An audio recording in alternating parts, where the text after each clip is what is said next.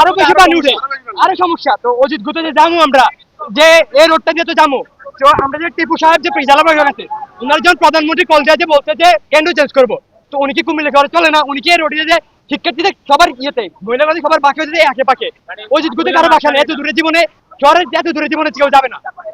তো এত দূরে যে যাবো আমরা, আমরা তো এখানে আসলে 20 মিনিট বা আধা ঘন্টা হাইটে আসা যায়। ওনার সংক্ষিপ্ত দাবি হচ্ছে ওনার পদত্যাগ দরকার পুরোপুরি। উনি যে একবারে ক্লোন হয়ে গেছে এনে এরকম একটা পজিশন বা এরকম পজিশনে যে এমন একটা ডিসিশন নিতেছে যে আমরা যে কেমন পড়বো বা মেন্টাল হেলথ যেটা, ওটা আমাদের কিছু নাই এখন। আমাদের যারা লাস্ট টাইম ফিজিক্স এক্সাম দিয়েছে তাদেরকে আবার এক্সাম দিতে হবে এবং বৈরী আবহাওয়া নেক্সট টাইম পরীক্ষা স্থগিত রাখতে হবে। এবং তৃতীয় বিষয় হচ্ছে আমাদের কোশ্চেন বোর্ড স্ট্যান্ডার্ড করতে হবে, কারণ এটা কোশ্চেন কোনো ভালো কোশ্চেন না, সবাই পাস করতে হবে, তিন ক্যাটাগরির পাস করতে হবে। আমি বলি লাস্ট টাইম ফিজিক্সের যে কোশ্চেনটা আছে, most of the question last time বুয়েটের পরীক্ষা আসছে। বুয়েটের পরীক্ষা একটা এইচএসসি ক্যান্ডিডেট কিভাবে পরীক্ষা দিবে? দুইটা কোশ্চেনে প্রশ্নে ভুল আসছে, দুইটা কোশ্চেনে ভুল ছিল। বুয়েটের কোশ্চেন আসছে, আচ্ছা দিলেন, বোর্ড স্ট্যান্ডার্ড করতে দিলেন, কিন্তু আমরা যে প্রপারটাও টাইমটা দিবেন।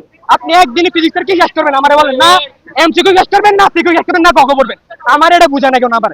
আপনি যদি ফিজিক্স একদিন শেষ করতে পারেন তাহলে বুঝবো যে আপনি বাপের বেটা, যদি পারেন তাহলে আমি আর চাইছি না। আপনারা আজকে এখানে উপস্থিত হয়েছেন, আপনাদের দাবিগুলো আমরা শুনেছি। আমরা শিক্ষা বোর্ডের পক্ষ থেকে আপনাদেরকে এটুকু জানাতে চাই, আমাদের শিক্ষার্থীরা জাতির ভবিষ্যৎ কাণ্ডারি। তাদের যে কোনো দাবি দেওয়া অথবা চাহিদার প্রতি আমরা সবসময় সংবেদনশীল।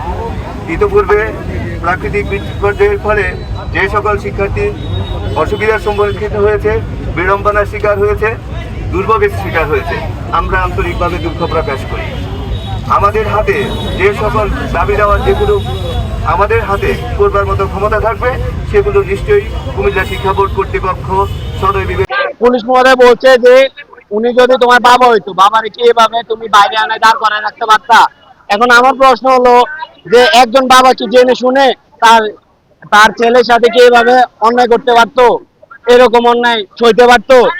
উনি কি এভাবে এসি রুমে বসে থাকতে পারতো? অবশ্যই পারতো না। একজন বাবা হলে অবশ্যই পারতো না। খবরের কাগজ, নিখাত, নির্ভীক, নিরপেক্ষ।